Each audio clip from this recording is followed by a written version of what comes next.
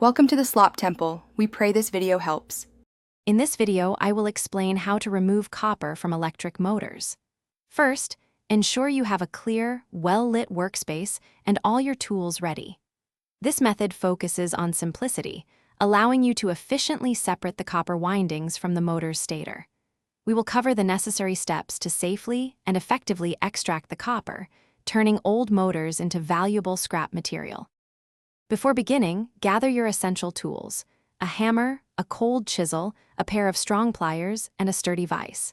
Safety is paramount, so always wear safety glasses to protect your eyes from flying debris. Heavy-duty gloves will shield your hands, and hearing protection is advisable for hammering. Securely mount the motor in a vise at a comfortable working height. Begin by disassembling the motor, removing the outer casing and the rotor to fully expose the stator, which contains the copper windings. Next, use your cold chisel and hammer to carefully cut through the copper windings on one side of the stator. Once cut, use your pliers to firmly grasp the severed copper strands and pull them through the stator slots from the opposite side.